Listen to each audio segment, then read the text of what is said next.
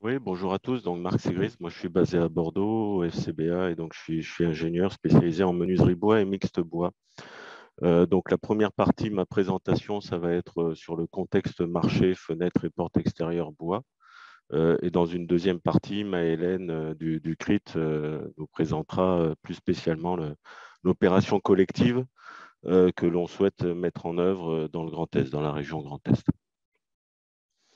Donc là, je vais exposer quelques chiffres au niveau état des lieux du marché, faire un petit focus lasure et peinture performante, contexte normatif et réglementaire, et pour finir par les performances essentielles que le marché demande aux menuiseries extérieures. Donc au niveau de l'état des lieux du marché, il y avait une étude de marché qui avait été réalisée en 2019, c'est la dernière qui a été réalisée, qui a indiqué que la part de marché du bois, des fenêtres bois, représentait 8,5% en volume, 12% en valeur. Le bois alu, 1,6% en volume, 2,5% en valeur. En fait, on se rend compte qu'en valeur, les fenêtres bois et fenêtres bois alu sont un peu plus importantes en termes de pourcentage. Pourquoi? Parce qu'en fait, les prix moyens de vente de ces deux types de produits sont en forte progression et font partie des plus importantes du marché. On a noté notamment au niveau des fenêtres bois un PMV en constante progression depuis 2012, parce qu'en 2012, il était à 466 euros et en 2020, il est à 633 euros en prix moyen de vente.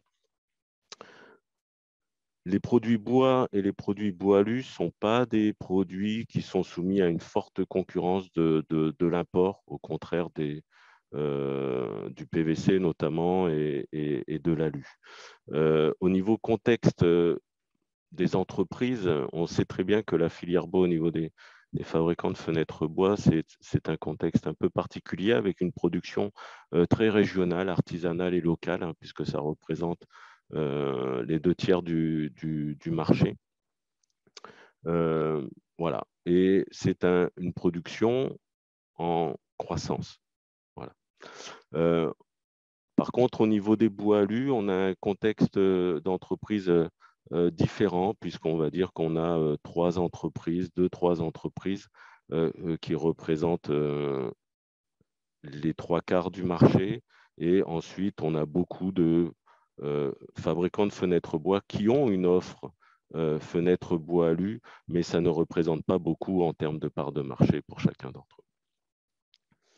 Au niveau des essences de bois, aujourd'hui, on a une répartition bois tropicaux de l'ordre de la moitié des fenêtres en bois tropicaux. C'est un pourcentage qui a une tendance à la baisse. Alors, bois tropicaux d'Afrique, Amérique du Sud ou Asie, mais essentiellement d'Afrique. Les résineux, eux, par contre, ont une tendance à la hausse, avec notamment les caractéristiques de légèreté, d'isolation et donc de meilleure performance thermique. Et puis le prix également. Voilà. Donc on est aujourd'hui à un tiers du marché en pin sylvestre, pin maritime, mélèze. Et les feuillus tempérés, c'est essentiellement le chêne qui, lui, stagne généralement depuis des années à 20-25% de part de marché, le chêne européen. Voilà. Alors aujourd'hui, bien sûr, vous êtes tous confrontés aux hausses de prix, notamment sur les résineux, voire des pénuries sur des appros en mélèze ou en feuillus type tube chêne. Bon, aujourd'hui, les hausses de prix ont été de l'ordre de plus 50% là, sur la dernière année. Donc effectivement, il y a une vraie problématique aujourd'hui sur ça. Mais en France, on est sur un marché qui utilise beaucoup d'essence de bois. Donc, on a quand même le choix d'aller chercher différents types d'essence. Au niveau des finitions, aujourd'hui, on est à 68% de part de marché en finition complète réalisée en usine, et puis un tiers qui est réalisé en finition provisoire, donc en pré-peint ou pré-lasure à finir sur le chantier. Alors, effectivement, si on fait un petit focus sur les finitions, puisque c'est quand même depuis les dernières années un élément qui change beaucoup au niveau des fenêtres, puisqu'il y a quelques années, on était essentiellement en pré-peint, sortie usine, et puis la tendance s'est complètement inversée là, sur les 10 dernières années, avec donc aujourd'hui une tendance vraiment à aller sur de la finition complète, à proposer de la finition complète, fini usine, et ça va de plus en plus, cette part de marché va de plus en plus augmenter et va permettre à avoir des fenêtres bois de plus en plus qualitatives, de mettre des produits de plus en plus qualitatifs et aussi d'avoir une valeur ajoutée de plus en plus importante. Voilà. Aujourd'hui, essentiellement, c'est du blanc en ventilation. Opaque blanc représente de l'ordre de un peu moins de 50% de part du marché. Ensuite, on a un quart en transparent. Alors, ce n'est pas de l'incolore, c'est du transparent teinté, l'azur teinté. Et puis après, on a les différents types de couleurs, opaque couleur qui représente un quart, et la possibilité avec les fenêtres bois, notamment de proposer la bicoloration, l'azur peinture ou deux couleurs opaques différentes côté extérieur et intérieur. Pour continuer sur les finitions, effectivement, pourquoi une finition sur les fenêtres bois? Parce qu'aujourd'hui, c'est effectivement très, très important et, d'avoir conscience que ce produit-là doit sortir avec une finition complète appliquée en usine. Aujourd'hui, on a encore sur certains marchés de la demande à avoir des fenêtres bois sans peinture, sans lasure, ou alors avec une finition ou une huile très très faible en épaisseur qui ne joue pas du tout le rôle de finition, et on se retrouve du coup avec des pathologies, avec des assemblages qui ouvrent, qui ne sont plus étanches. On se retrouve avec des grisaillements de bois accélérés en partie basse, là où ça prend la flotte.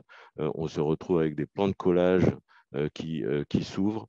Donc, vraiment, vraiment, vraiment très important d'aller prescrire de la fenêtre bois avec de la finition complète et avec de la finition complète de qualité. Et aujourd'hui, les menuisiers ont gagné en compétences sur cette technologie et donc sont en mesure de vous proposer des produits performants qui tiennent 8, 10 ans, 12 ans en fonction de la qualité de la peinture qu'ils appliquent ou de la lasure qu'ils appliquent sur leur fenêtre. Et puis, bien sûr, en fonction de l'exposition de la fenêtre, si elle est en façade exposée, et en fonction de la région.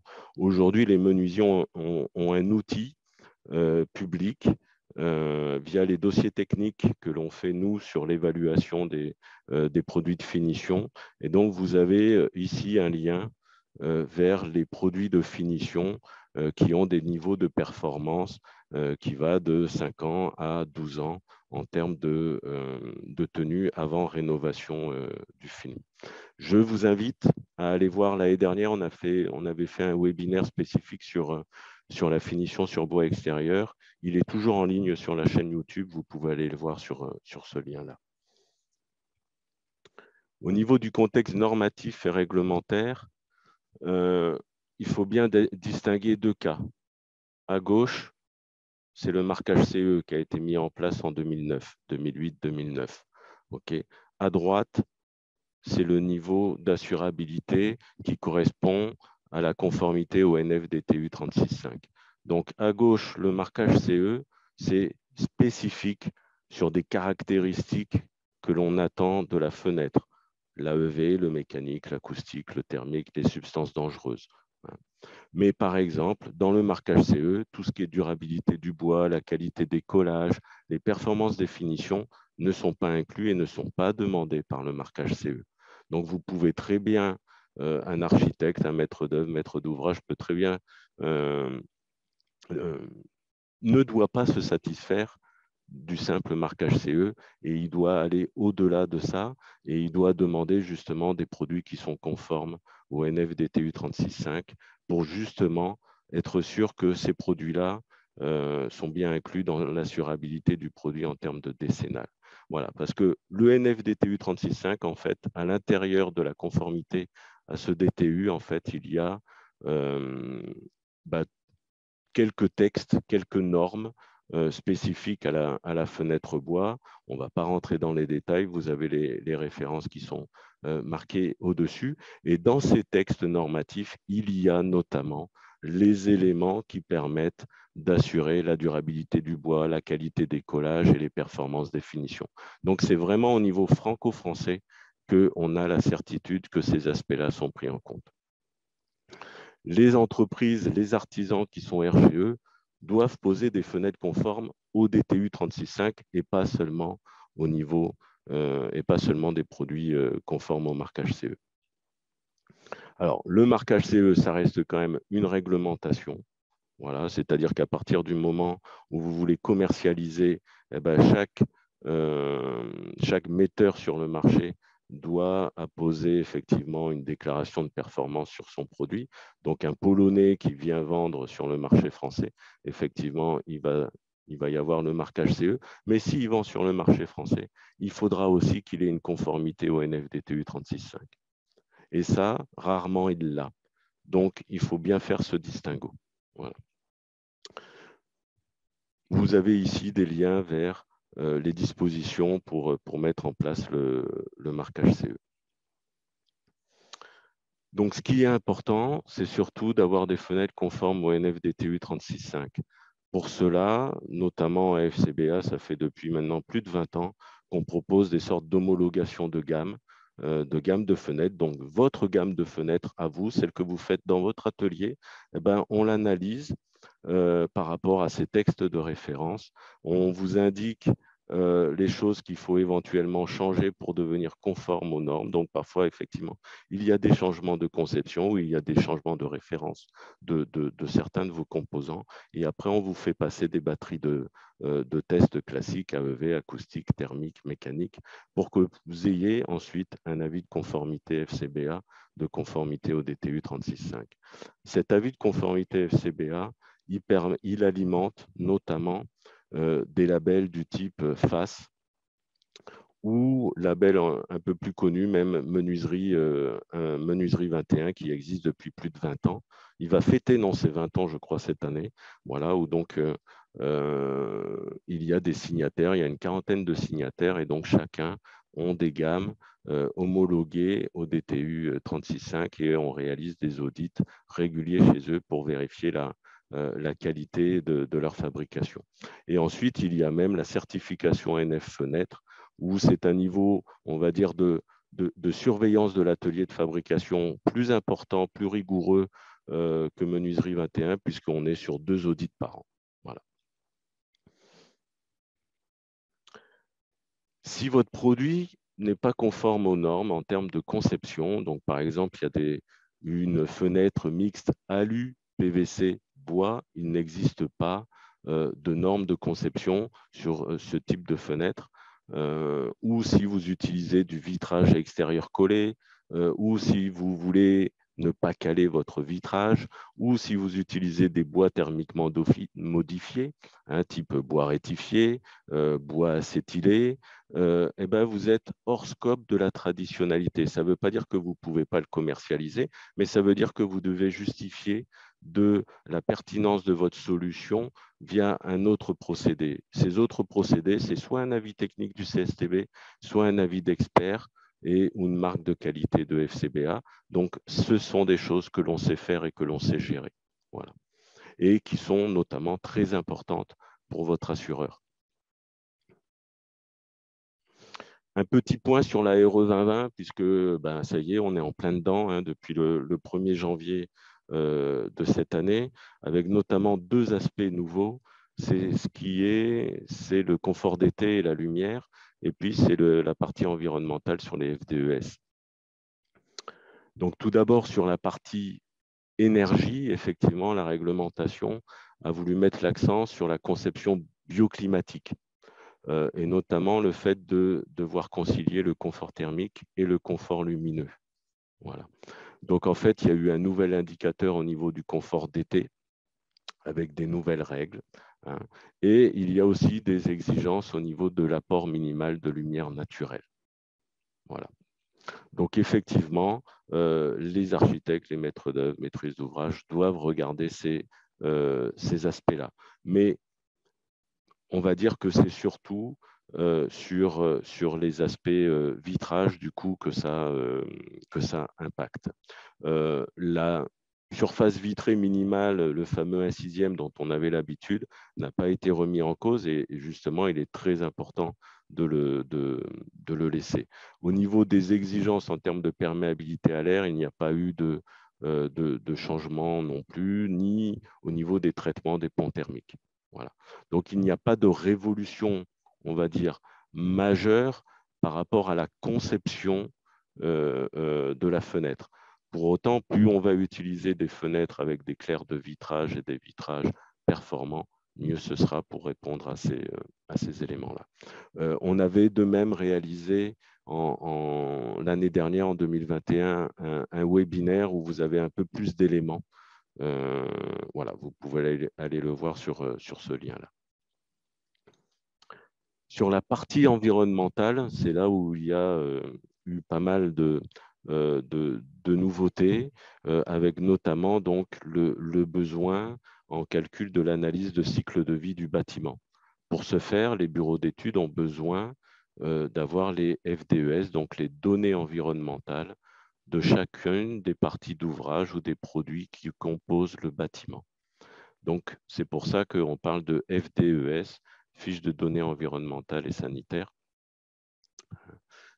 pour chacun des produits. Et donc, ça fait depuis des années qu'on a réalisé de façon collective des FDES de fenêtres et porte-fenêtres bois, bois tempéré, bois tropicaux, bois alu. Hein. Et vous pouvez retrouver ces FDES collectives soit sous la base IGNES, qui est vraiment la base officielle où vous avez toutes les FDES, soit les FDES collectives, donc faits par la filière. Hein. Donc, il faut être forcément fabricant français. Faut forcément fabriquer en France pour pouvoir se prévaloir de ces FDES collectives, ou soit vous voulez optimiser et vous pouvez faire vous-même vos FDES individuels. Donc, sous la base IGNES, vous allez retrouver toutes les FDES collectives, des fenêtres par différents types de matériaux, mais également les FDES individuels de certains des fabricants et qui sont consultables. Toutes les FDES sont consultables sous la base IGNES. Et vous avez ensuite des configurateurs, et notamment vous avez le configurateur DE Bois, où vous pouvez, à partir de la FDES collective, fenêtre bois, paramétrer certains éléments, notamment les éléments de transport entre votre atelier de fabrication et le chantier. Enfin, vous allez pouvoir paramétrer quelques éléments qui vont pouvoir optimiser votre FDES collective en FDES sur mesure. Globalement, il faut bien retenir qu'aujourd'hui, bon, l'indicateur le plus important de la FDES qui est retenu pour la RE 2020, donc c'est l'impact carbone. Donc c'est l'équivalent CO2 de 1 mètre carré de menuiserie. Okay. Là, vous avez un petit diagramme où vous avez effectivement les FDES collectives des fenêtres par type de matériaux, et on se rend compte que celles qui sont en bois ou bois alu sont parmi les meilleurs du marché. Alors le bois, c'est sûr, c'est les meilleurs du marché en termes de FDES collective. On est de l'ordre de 55 à 60 kg équivalent CO2 par mètre carré. Hein. L'alu, la FDES collective est supérieure à 60 kg. Mais bon, sur la FDES collective, il y a des hypothèses qui sont, on va dire, qui sont un peu surprenantes par rapport aux FDES individuels sur des fenêtres alu, qui sont généralement plutôt entre 120 et 140. Et on a la surprise quand même d'avoir une FDES alu collective qui est à 60. Mais généralement, tout ce qui est fenêtre alu, on est à 100 kg équivalent carbone. Et le PVC, vous voyez, on est au-dessus de 60, voire 80. Et l'acier, on est au-dessus de 120. Voilà. Donc, on a vraiment un impact favorable à dire que nos fenêtres sont en bois par rapport à l'impact carbone. Au niveau des performances essentielles aujourd'hui que le marché attend des menuiseries, ce sont toujours les mêmes performances que l'on demandait, que l'on demande depuis une quinzaine d'années, hein. Donc, ce sont essentiellement ben, AEV, la perméabilité à l'air, l'étanchéité à l'eau, la résistance au vent que l'on obtient donc dans un laboratoire avec la centrale d'essai où on vient accrocher sa menuiserie et puis on fait l'essai AEV. Avant l'essai AEV, on peut être tenu de faire les efforts de manœuvre pour notamment voir le couple à la poignée et également l'effort de pousser pour fermer le ventail ou pour ouvrir le ventail, hein.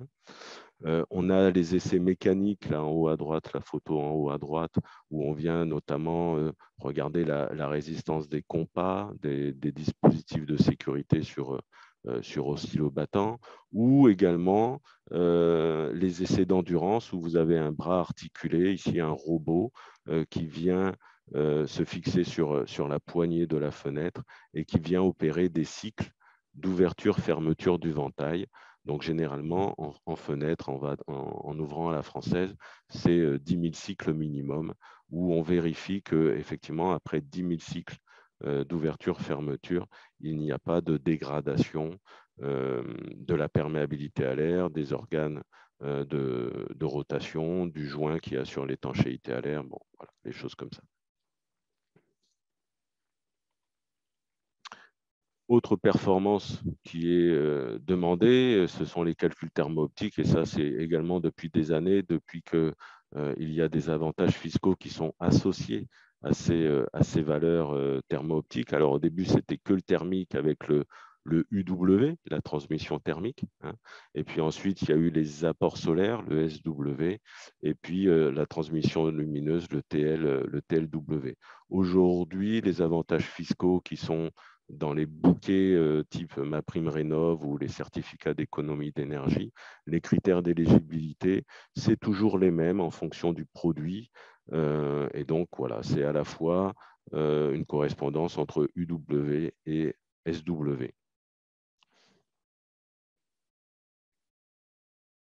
Et troisième performance euh, qui est également demandée, c'est l'acoustique, où ça, effectivement, c'est via des essais acoustiques dans des laboratoires qu'on obtient les performances RW, CCTR ou le RATR qui correspond au trafic routier, l'affaiblissement acoustique que porte votre fenêtre par rapport au trafic routier. Il faut bien avoir en tête que de toute façon, ce qui est prépondérant dans la performance acoustique de la fenêtre, c'est le choix du vitrage. Donc, bien sûr, s'il faut mettre un vitrage acoustique épais, il va falloir épaissir sa fenêtre, hein, c'est une résultante. Et puis, c'est aussi l'importance de l'étanchéité à l'air. Voilà.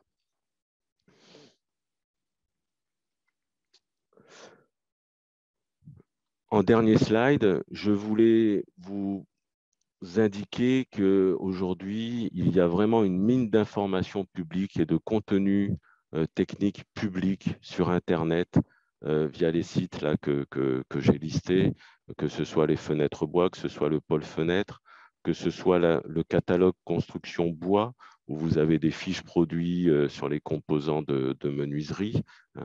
Et puis, vous avez surtout sur le site du Codifab, qui est la taxe affectée pour tous les fabricants de fenêtres bois. Vous versez une cotisation annuellement au Codifab et cette cotisation permet des études collectives pour vous. Et donc, allez sur ce site si vous n'y êtes jamais allé, inscrivez-vous. En plus, ils viennent juste de le refondre. Il y a une newsletter à laquelle vous pouvez vous inscrire. Et donc, vous trouverez une mine d'informations, que ce soit au niveau contenu technique, R&D, explication d'éléments normatifs ou pré-normatifs, hein, et également tout ce qui est webinaire d'information. Voilà, je vous invite à y aller. Voilà, merci de votre attention. Et donc, je laisse la main à Maëlène pour la partie opération collective.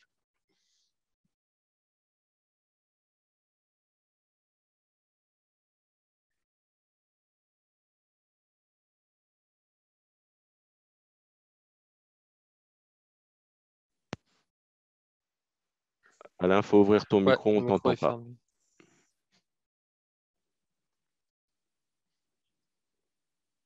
Il faut que tu ouvres ton micro.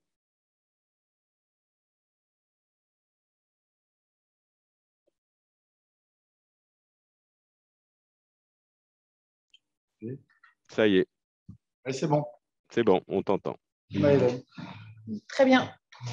Donc, Maëlène Rougier, je travaille au CRIT depuis 20 ans et je suis en charge de l'activité menuiserie au sein du CRIT Bois. Donc, pour faire la transition avec Marc, on s'est rencontrés avec Fibois Grand Est et puis le FCBA pour faire un point et se dire que, en regard de tout ce que Marc a présenté, il était possible que les menuisiers du Grand Est aient des besoins de vérification, d'essai, de conformité, de plus de connaissances sur la réglementation ou d'autres thématiques qui les touchent de près. Et on a on a un projet à vous soumettre d'une opération collective pour essayer d'apporter un maximum de réponses à vos besoins. Et c'est l'objet de cette présentation et puis qu'on puisse échanger ensemble. Alors, ça ne déroule pas. C'est dans l'autre sens.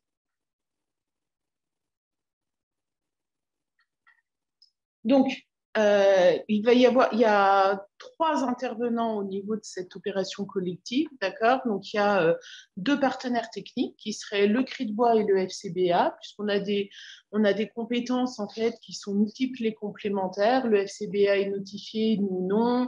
On a des compétences qui sont identiques. Et puis, ça, ce qui nous permettra également de mener de front plusieurs projets chez plusieurs menuisiers avec des interlocuteurs qui seront présents et ça permettra de faire avancer votre projet à l'allure dont vous avez besoin.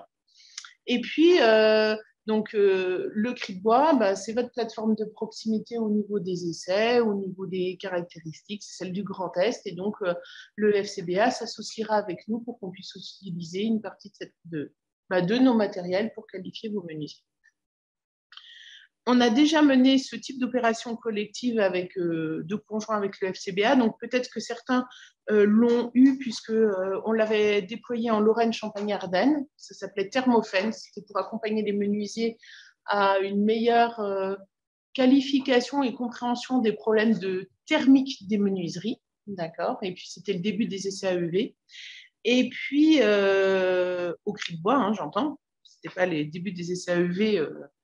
Voilà. Et puis, on a fait en 2015 une opération qui s'appelait Menuiserie performante Bois Limousin, où là, c'était également l'accompagnement de plusieurs menuisiers pour les aider à développer ou mettre au point des gammes ou qualifier leur gamme en vue de répondre aux exigences réglementaires et de marché.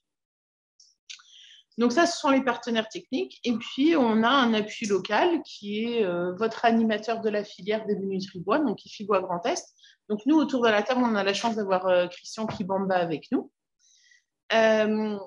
Donc, qui est, lui, le porteur de projet et qui vient soutenir cette action et qui va venir nous aider à monter les dossiers de demande de financement, aller chercher des financements pour cette opération collective pour qu'on puisse intervenir auprès de vous.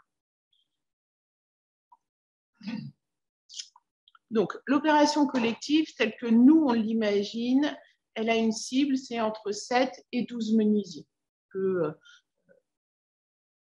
Qu'elle reste à une taille où on puisse aussi intervenir. Elle démarrerait en 2022-2023 et sur une durée de 18 mois. Donc, elle est ciblée menuisier extérieur, fabricant. D'accord, les poseurs ne sont pas... c'est vraiment les fabricants de menuiserie extérieure. Et elle est organisée en 2 phases. On a ce qu'on appelle, nous, une phase collective. Donc, l'idée, c'est d'apporter de façon collective de l'information via des formations, des interventions techniques à tous les menuisiers participants à cette opération.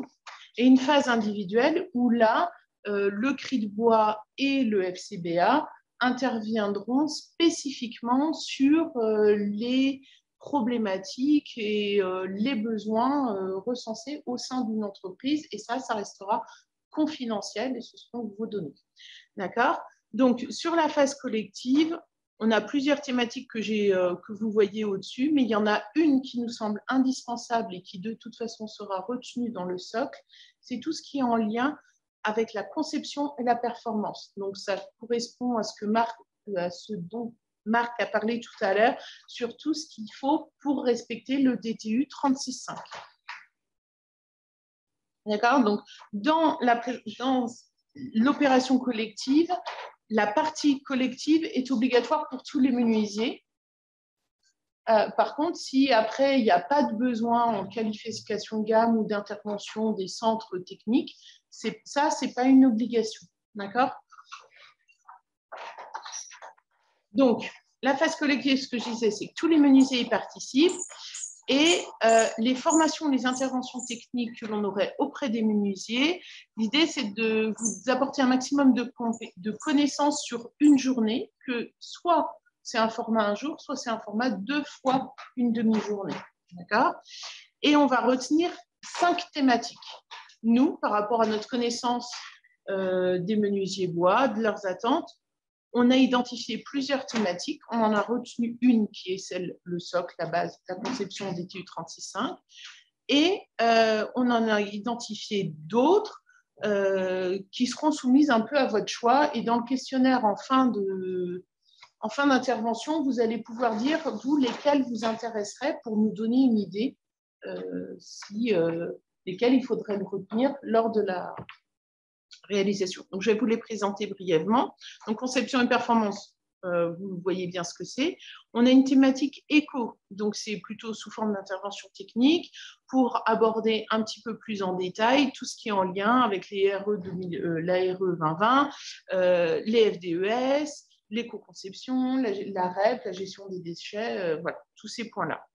Ensuite, on a aussi une thématique qui s'appelle usine du futur, où là, on veut plutôt vous introduire au concept de comment je dois m'organiser. Il y a des concepts lean qui sont associés, donc la chasse au gaspillage, l'optimisation de mon organisation, la traçabilité, mes robotisations, un ERP, voilà, tous ces concepts-là. Donc, l'idée, c'est de vous donner un maximum d'informations et potentiellement, si on y arrive, à visiter une entreprise dite modèle, mais qui ne sera peut-être pas dans la menuiserie et qui permettra de se projeter sur ces nouveaux concepts d'usine du futur. La maîtrise de la qualité, donc, ce serait réaliser en commun avec tous les menuisiers des travaux pour établir un guide des bonnes pratiques de comment on fait, qu'est-ce qu'on contrôle, comment on peut procéder pour maîtriser la qualité des produits que l'on fabrique. Ensuite, on a une thématique autour du bois local. Donc, quelles sont les ressources locales, qu'est-ce qu'on peut utiliser, mais surtout à quoi on doit faire attention, quelles précautions on doit faire, et puis comment l'introduire dans nos menuiseries. Traitement et finition, donc ça c'est en lien avec le constat qui a été fait, où de plus en plus on vous demande des finitions et des traitements optimaux, et puis de plus en plus vos produits sont complètement finis, donc c'est apporter de l'information sur les différents types de produits et puis à quoi on doit faire attention quand on choisit ces produits, bien savoir lire, bien comprendre comment les appliquer, quel contrôle on doit faire pour s'assurer de la qualité de cette finition, etc. Donc, une demi-journée en théorique et puis une demi-journée où vous pourriez échanger avec des fournisseurs de produits pour qu'ils vous présentent les produits, pour faire du lien également aussi dessus. Alors, la 6e thématique, c'est prescription, fenêtre bois et bois alu. Donc là, l'idée, c'est par rapport à un marché visé qui correspondrait aux participants de cette opération collective, d'écrire un argumentaire qui viendrait à appuyer le fait qu'il faut vendre du bois ou du bois alu, ou qui peut plutôt qu'il faut que vos clients ou vos marchés publics, vos prescripteurs font du bois ou du bois alu plutôt que du PVC ou de l'alu ou de l'acier. D'accord ? C'est l'objectif. Et puis, tout ce qui est en lien avec la pose des menuiseries, puisque la pose des menuiseries, donc, pardon, il y a des contraintes qui sont arrivées au niveau, qui sont liées à la pose et qui vont contraindre la conception de vos menuiseries, mais il y a aussi des nouvelles techniques qui se développent, notamment l'isolation thermique par l'extérieur, la maison saturbois, des choses comme ça, et vous pouvez être confronté à des questions de poseurs qui achètent des menuiseries pour les aider à bien poser les menuiseries, et donc c'est vous donner ces clés-là.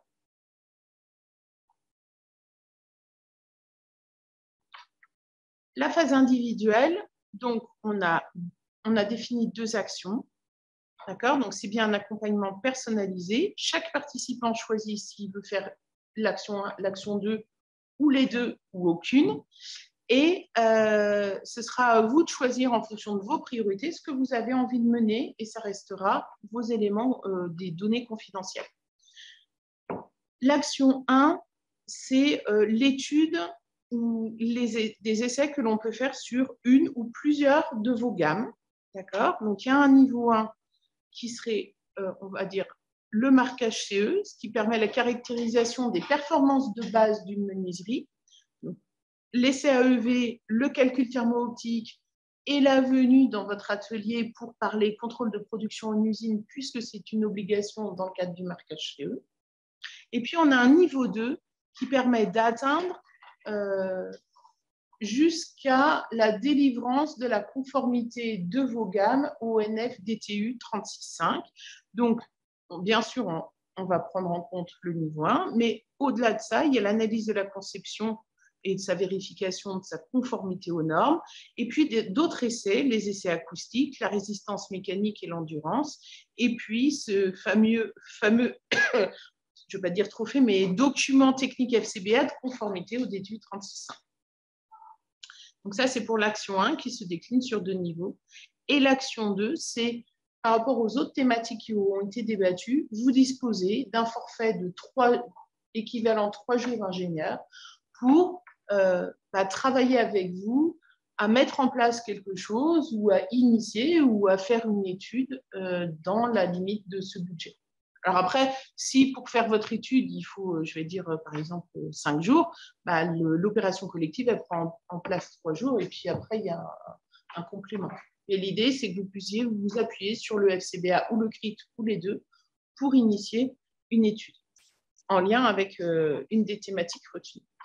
Alors, d'un point de vue planning, donc, il va y avoir la sélection des candidats, j'y reviendrai, c'est aussi pour ça qu'on vous a convoqué, c'est que Christian est en train de travailler, donc FIBOA Grand Est, au montage du dossier. Et si on veut pouvoir avoir des aides financières pour le montage de cette opération collective, il nous faudra des lettres de candidature ou des lettres d'intention de votre part en disant oui, ça m'intéresse, je voudrais bien y participer. Et nous, avec ça, on montre qu'il y a un réel enjeu pour la filière des acteurs locaux du Grand Est. Donc, on a la sélection des candidats. Une fois que ce sera lancé, si c'est lancé, on a la sélection des candidats.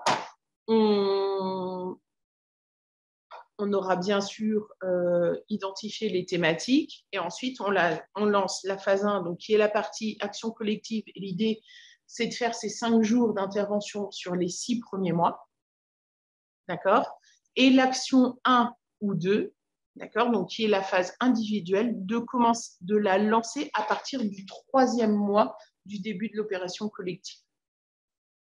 D'accord? Puisque c'est quand même intéressant d'avoir l'information avant de faire des essais ou des choses. D'accord? Et puis en fin d'opération collective, il y aura une synthèse, une présentation des résultats, mais qui restera bien sûr globale.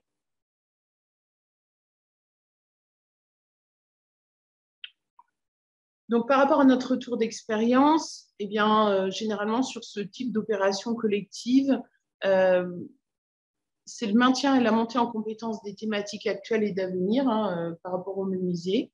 C'est le partage de connaissances aussi entre acteurs du même secteur d'activité, puisque ça crée une émulation, des liens et de la mise en commun de connaissances. Et puis, sur la phase action individuelle, ça permet d'enclencher des actions concrètes directement avec vos attentes et puis d'initier ou de favoriser des projets de développement, notamment par le développement de produits ou la finalisation de gamme que vous n'auriez pas poussé jusqu'au bout pour maintenir vos marchés ou atteindre de nouveaux marchés. Donc, le coût évalué pour cette entreprise minimum sur la phase collective, sur les 5 thématiques d'intervention de une journée, ça représenterait environ 3 100 € par entreprise. D'accord. Et la phase action individuelle, donc l'action 1, niveau 1, donc les CAEV, le calcul thermo-optique et le contrôle de production en usine, c'est 3 970 € par gamme de fenêtres. L'action 1, niveau 2, donc conformité au DTU 36.5, 13 460 € par gamme de fenêtres. Et l'action 2, donc l'intervention, l'appui technique de 3 jours d'ingénieur sur une thématique de votre choix, eh bien, c'est 3 000 € par menuisier. L'objectif qu'on s'était visé, Christian, tu m'arrêtes si je me trompe, mais c'est de monter une fiche action 2022 pour la région Grand Est qu'on va rédiger d'ici fin avril 2022 pour qu'elle soit soumise. Et généralement, ce qu'on demande, c'est une prise en charge à hauteur de 50% de ces coûts-là. Donc, ça veut dire qu'il y a 50% qui restent à la charge du menuisier à peu près. Sachant qu'après, des fois, il y en a, ils mettent des limites budgétaires maximales par menuisier à ne pas dépasser. Si quelqu'un vient dire, moi, je dis n'importe quoi, 10 gammes de fenêtres à faire valider, peut-être que la région va dire non, vous n'avez pas le droit de... D'accord. Je ne sais pas si tu veux ajouter des choses, Christian, là-dessus. Non, mais c'est important quand même. Je voulais poser une question à Marc, puisqu'on est sur la thématique là, R2020. Certes, elle concerne essentiellement la construction neuve, mais la menuiserie bois vise le gros marché de la rénovation. Et là, sur la rénovation, il y a aussi le dépoussièrement de l'ancien DPE qui va intervenir. Là, et on aura aussi, dans le nouveau DPE, des choses complètement différentes de ce qu'on a connu aujourd'hui. Et donc, là, il y aura aussi le fait qu'il faut utiliser les produits qui ont une empreinte carbone plutôt en stockage. Donc, les menuiseries auront leur bois, auront une place assez importante dans le futur DPE. Donc, mais il faut qu'on soit conforme à la demande des marchés.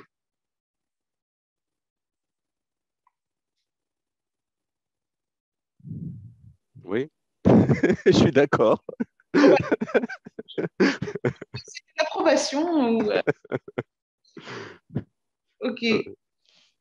Voilà, après, si vous avez des questions, nous, on a... Dans le questionnaire, vous verrez, donc pour ceux qui sont en webinaire, il y a... Je vais mettre le slide des actions pour que ce soit clair pour tout le monde, parce que moi, je le connais par cœur, mais les gens qui découvrent... Celui-là? Non. Celui dans le temps. Là. Celui dans le temps. Voilà. Celui-là? Voilà.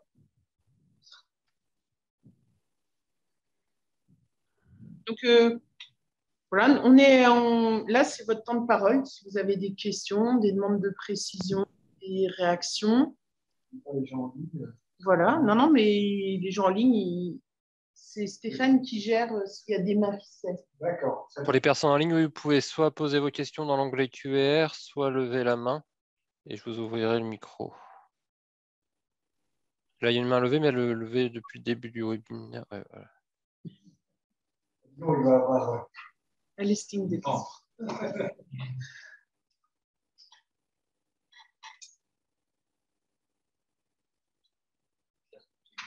Le temps que tu prennes des questions, s'il y en a, je voulais compléter. Effectivement, on a déjà des expériences. On a réalisé et on réalise actuellement des opérations collectives dans d'autres régions avec le CRIT ou avec d'autres partenaires. Et on se rend compte que vraiment ce type d'opérations collectives sont très intéressantes, notamment pour les entreprises qui n'ont jamais fait d'homologation de leur gamme au DTU 36.5, pour X raisons, parce que ça leur apparaissait insurmontable et qu'en fait, l'opération collective permet de réduire les coûts et de créer une émulation. Et donc, ça permet à des entreprises qui ne penseraient pas le faire toutes seules, le font grâce à cette opération. Donc là, ces premières cibles, ce sont ces entreprises-là, qui sont naturellement souvent des entreprises de petite taille, mais qui quand même vont sur des marchés où il y a besoin de ces justificatifs. Et puis, il y a d'autres entreprises qui ont déjà des homologations de certaines de leurs gammes au DTU 36.5, au marquage CE, mais qui peut-être sont sur des renouvellements de gamme ou des gammes qui ne sont pas sous homologation et donc qui peuvent également participer à ce type d'opération. Et donc, ça permet d'avoir différents types d'entreprises aussi, des petites, des moyennes, des plus grosses, et ça permet d'échanger un peu entre également acteurs différents, et on a toujours à gagner de ce type de discussion. Et je vais juste compléter, Marc, et après j'ai une question en salle. Il y a aussi, on a eu aussi des entreprises dans les opérations collectives qu'on a menées qui étaient en réflexion d'outillage, et ça a été l'occasion de vérifier que leur outillage était bien conforme aux normes DTU 36.5 plutôt que s'en apercevoir a posteriori et être potentiellement bloqué.